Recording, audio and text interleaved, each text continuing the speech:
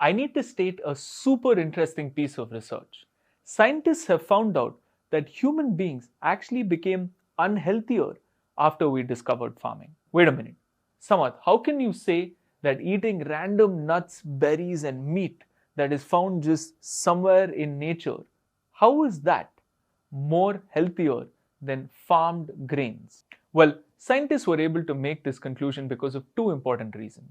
Reason number one, scientists have found that skeletons of farmers have pathological conditions in their bones and teeth. As in, they've seen a lack of development in, for example, molar or wisdom teeth in child farmers. In fact, our bones overall have become thinner and weaker in our farmer ancestors when compared to our hunter-gatherer ancestors. And reason number two for why we became unhealthier after we began farming is that our hunter-gatherer ancestors had far higher physical activity demands than our farmer ancestors. So with decreased physical activity and decreased nutrition, human beings became weaker over the last 10,000 years ago when compared to the last 300,000 years that we've been on this planet. But if our farmer ancestors who were eating fresh, zero pesticide and non-genetically modified foods, if they weren't the healthiest humans, then who were? A great question, because this is what leads us to what is the best diet for human beings. And to this, I have to say an important line. As humans, we aren't just what we eat. We are what our ancestors ate thousands of years ago. Now, what do I mean by that? Your genes were given to you by some ancestor that slept a certain way, moved a certain way, and ate a certain way. So even before you eat anything, you are already what your ancestors ate. And for what we know now, the healthiest ancestors can only be traced back to the Paleolithic era, which roughly dates back to around 2.5 million years ago and ended as we discovered farming somewhere around 10 to 12,000 years ago. Now, does the word Paleolithic ring a bell? You would have heard the word paleo to famously describe the Paleo Diet. The Paleo Diet basically consists of different meats, nuts, fruits, vegetables, animal fats, and other fats like coconut oil and olive oil. And what it avoids are foods like dairy, legumes, and refined sugar. But forget 2.5 million years ago.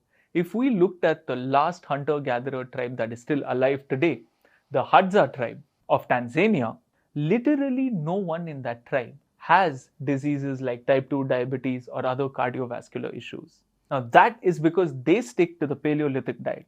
They consume mostly game meat with nuts, berries, vegetable, fruits, and roots. And when I say game meat, I'm talking about shit like deer or anything that is very meaty in texture. And obviously, they live away from modern civilization, already omitting them from things like eating refined sugar. And obviously, there are different diets. For example, there is the Okinawan diet that was famously captured in the documentary on Netflix called Game Changers. But now, does that mean that eating the Paleolithic diet or the Okinawan diet will actually be beneficial for you? Well, let me ask you a question.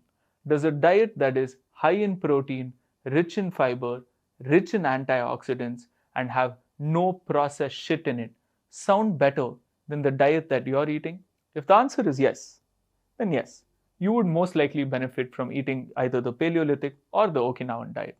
And we'll do a comparison of diets in a completely different video where we'll go through every single diet that exists and we will go through the benefits and also the deficits of each diet so that you have a better understanding. But for now, it is very safe to say that human beings were raised to eat meat, vegetables, fruits, roots, nuts, and pretty much anything else that's not poisonous in nature. Digesting milk and dairy products is a topic that I'll get into another video because that has its whole propaganda behind it. But having said that, let's address what is the most important time to eat in a day. Well, we know that our ancestors ate when they got food. It wasn't like they would eat breakfast, lunch, and dinner like human beings do in the 21st century. But like I said, human beings now prefer 2, 3, or 4 meals in a day.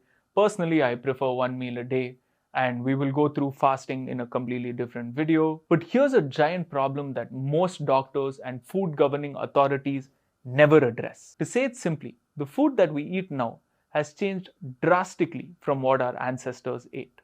in both good and bad ways. For example, when I say the word watermelon, you think of a green fruit with mushy, red, watery insides and beautiful colors of red all the way around it with a little bit of seeds. But in reality, just 300 years ago, watermelon wasn't entirely red on the inside. In fact, that cucumber tasting part of watermelon, which is called the inner rind of the watermelon, actually comprised of 60% of the entire watermelon.